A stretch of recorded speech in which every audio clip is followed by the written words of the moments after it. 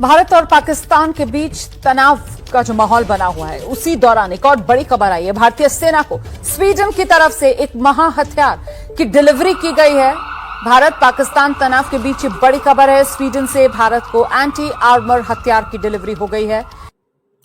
उस वक्त जब पाकिस्तान के अंदर खतरा है कि इंडिया जो है वो स्ट्राइक कर सकता है। सलमान साहब, सबसे पहले मैं आपसे जानना चाहती हूँ, आपकी नजर में इसके असरात क्या होंगे? क्योंकि इन डेस्परेट टाइम्स, ऐसे वक्त में जहां एक नेशनल कंसेंसस होना चाहिए, व्हाट इज द हार्म? मैं उसकी लीगैलिटी में नहीं जा रहा, what is the harm? Bharat में कार्ल गुस्ताफ रॉकेट लॉन्चर की डिलीवरी हुई है। कार्ल गुस्ताफ रॉकेट लॉन्चर की खासियत सर्जिकल स्ट्राइक करने की है। एक्शन लेना इसके ऊपर जरूरी है। वो ये कह रही है कि वो सफारतकारी पाकिस्तान नहीं कर पा रहा जो कि उसको इस वक्त करना चाहिए थी। आपने जानी अहम खबर है, भारत से जंग छिड़ने की बात नहीं की, लेकिन खतरा मौजूद है। वज़ीर दिफा ख्वाजा आसिफ ने भारत से 2-3 रोज में जंग छिड़ने के बयान पर वजाहत दे दी। कहते हैं जवाब में कहा, अगले 2-4 दिन अहम है, खित्ते पर जंग के बादल मंडला रहे हैं। मोदी सरकार के अब तो दुनिया ने देख ली और मान ली। अगर हम पाकिस्तान की बात करें और अब आगे पाकिस्तान को मजीद क्या करना चाहिए? ही पाकिस्तान नरेंद्र मोदी को समझ सका है कि उसका माइंडसेट क्या है और क्या नहीं है। मैं नहीं समझता कि हम उसकी बात समझें। पहले तो जरा मोदी साहब को जान लें कि मोदी साहब है क्या है। कि ये जो वहाँ की लीडरशिप है, ये आरएसएस के एजेंडे पे सरगर्म है। आरएसएस का एजेंडा क्या है? इंतहा पसंदी है, शिद्दत पसंदी है। जाहिर है वो टेंशन हुई तो हमारे चैनल्स भी बंद किए, हमारे लोगों के जर्नलिस्टों के यूट्यूब चैनल्स भी उन्होंने बंद कर दिए। और वो जो असल इशू ये है कि जो ममालिक हैं, अमेरिका है, बाकी लोग जो पसे पुश्त हैं बुनियादी तौर पे अमेरिका के, वो कहाँ खड़े हुए हैं कि वो किस तरह मजम्मत कर रहे हैं, रास्ता दे रहे हैं इसके जुल्म सितम को। और सारी दुनिया को ये बात पता है कि हम लंबी रिवायती जंग की तरफ नहीं जाएंगे। कि एक वक्त दोस्तों कैसे आप सब, उम्मीद करते हैं आप सब बहुत अच्छे होंगे। दोस्तों आज की वीडियो में आप देखने वाले हो कि पाकिस्तान के जो बड़े बड़े शेर बन रहे थे, भारत को धमकी दे रहे थे, वो आज भारत के सामने हाथ जोड़कर गिड़गिड़ा रहे हैं और बोल रहे हैं कि पानी दीजिए हमें। दोस्तों भारत के सामने हाथ जोड़ने पर मजबूर कर दिया है भारत ने। और दोस्तों भारत के साथ में अब स्विट्जरलैंड भी खड़ा हो चुका है। स्विट्जरलैंड ने हथियार भरकर अपना प्लेन भेजा है। जैसे वो प्लेन हथियारों का दिखा, पाकिस्तान की चीख निकल चुकी है, हाथ कांप रहे हैं, पैर कांप रहे हैं। और दोस्तों आज का वीडियो काफी लाजवाब होने वाला है, क्योंकि आज की वीडियो में हम फिर से देखने वाले पाकिस्तानियों की हैसियत। तो दोस्तों देखते हैं बिना स्किप किए और देखना कि चीमा साहब कैसे रिएक्शन कर। कि भारत की तस्वीर जो थी लिबरल डेमोक्रेट की थी, लेकिन इनके आने के बाद से भारत की पहचान इंतहा पसंदी और शिद्दत पसंदी बनी। और सबसे अहम बात यह है कि ये वो शख्स है जिसे खुद बैनुल-अक़वामी मीडिया बुचर ऑफ गुजरात कहता था। कि जब वो गुजरात के चीफ मिनिस्टर थे तो वहां पर 2200 मुसलमानों का कत्लेआम इस शख्स ने किया। और यही वजह थी कि अमेरिका, बरतानिया, कनाडा और दीगर मुल्कों ने उन्हें ब्लैक लिस्ट किया था कि ये उनके मुल्क में नहीं जा सकते थे।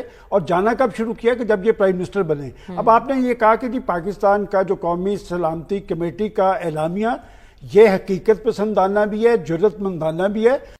आपने फितरत देखी अपने दुश्मन की? बालाकोट वो थे टेस्टर, उन्होंने टेस्ट करके देखा कि आप जंग करने के कितने मूड पे हैं।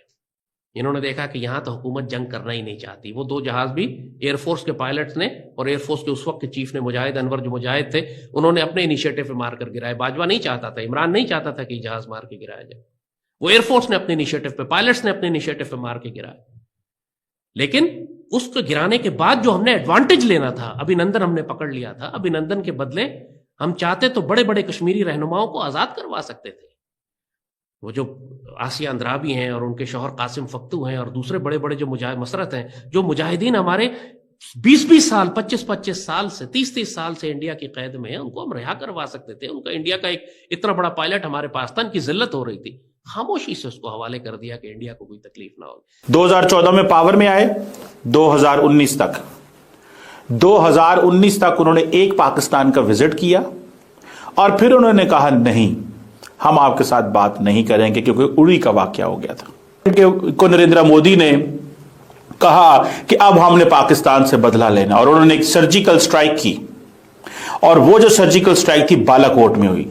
उसके बाद हालात इतने खराब हो गए, इंडिया का हमने जहाज गिरा दिया, फिर अभिनंदन उनका पायलट पकड़ लिया। और अब कहा यह जाता है, सुने बात को, यह बात आज सुन ले आप, दुख की बात है। अब यह कहा जाता है कि उस वक्त की जो पाकिस्तान की सारी लीडरशिप है, उनका अमेरिका से राब्ता हुआ। ये मैं एक सहाफी को कोट कर रहा हूं। उनका अमेरिका से राब्ता हुआ। उन्होंने कहा कि वाकई ही अगर तुम भारत के साथ नॉर्मलाइजेशन चाहते हो तो ये उनका पायलट वापस कर दो। पाकिस्तान के वजीर आजम ने नरेंद्र मोदी को रिक्वेस्ट की, फोन किया कि मैं आपसे बात करना चाहता हूं। उन्होंने कॉल ही रिसीव नहीं की। उन्होंने कॉल ही रिसीव नहीं की, यानी कि आपके मुल्क के अंदर स्ट्राइक भी की, पायलट भी उन्होंने वापस लेना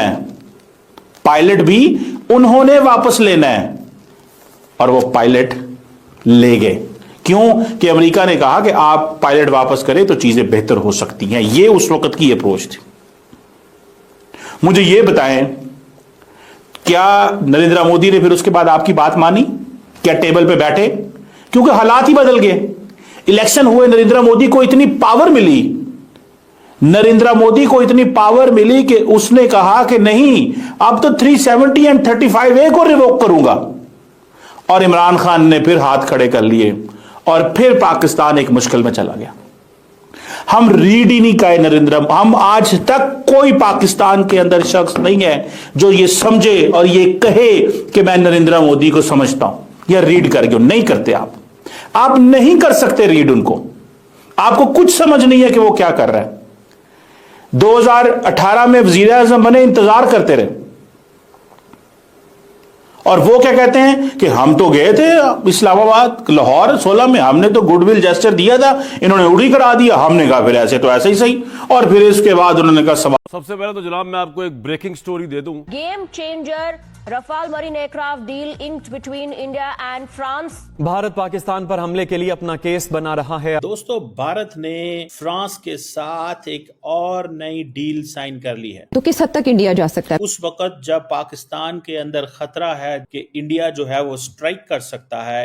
अब इसका क्या मतलब है? इसका पाकिस्तान पर क्या असर होगा? तो आपको क्या लग रहा है, पाकिस्तान और इंडिया एक और जंग की तरफ जा रहे हैं? 26 मोर राफेल मेरीन फाइटर जेट्स जिनकी वैल्यू $7 बिलियन है। Imagine the number. लगता है कि इंडिया का पाकिस्तान पर हमले का समय करीब आता जा रहा है। पाकिस्तान तो $1 अरब के लिए कभी यूएई के पास जाता है, कभी सऊदी अरब के पास जाता है, कभी हमें IMF ये कहता है कि पायदान तुसी ना आना इधर। तो उसमें बहुत से ऐसे सवालात हैं जिनका तसल्ली बख्श जवाब मिल नहीं रहा है आपको, क्योंकि कहानी इस तरह बिल्ड हुई है कि उसमें बहुत से शकूक जो हैं वो पैदा हो रहे हैं। आपके ख्याल में सिचुएशन हाथ से तो गाइस, आपको मेरा ये रिएक्शन वीडियो कैसा लगा? अगर अच्छा लगा तो प्लीज प्लीज प्लीज सब्सक्राइब कीजिए, शेयर कीजिए, बेल आइकन ऑन कीजिए ताकि आपको आने वाली हर एक लेटेस्ट न्यूज आसान से मिल जाए। उम्मीद करते हैं आप लोगों को मेरा ये वीडियो बहुत ज़्यादा पसंद आया होगा। पसंद आया तो कमेंट बॉक्स में जय श्री राम लिखना, क्योंकि आज का वीडियो में आप लोगों ने देखा होगा कि कैसे पाकिस्तान गिड़गिड़ा रहा है। जो शेर बन के घूम रहे थे जैसे बिलावर भुट्टो, उन्होंने धमकी दी थी भारत को कि हम खून की नदियाँ बहा देंगे, अगर सिंधु हमारी नहीं है तो हम खून की नदियाँ बहा देंगे, पानी की जगह खून बहेगा। आज वो बिलावर भुट्टो जो शेर बन रहा था वो भीगी बिल्ली बन चुका है। तो दोस्तों, पाकिस्तान को हैसियत में लाने के लिए भारत को केवल 5 दिन लगे। तो दोस्तों, आप लोगों की क्या राय है भारत के प्रति? और भारत के साथ जो बड़ी बड़ी कंट्रियां खड़ी हैं आज किस कारण खड़ी है? पैसों के कारण या किसी और के कारण? तो दोस्तों, हमारा भारत वैसे ही महान था और महान आदमी के लिए हमेशा लोग खड़े होते हैं। तो दोस्तों, आज का वीडियो काफी शानदार लगा। आप लोगों को कैसा लगा ये कमेंट बॉक्स में जरूर बताना। मिलते हैं नेक्स्ट वीडियो में।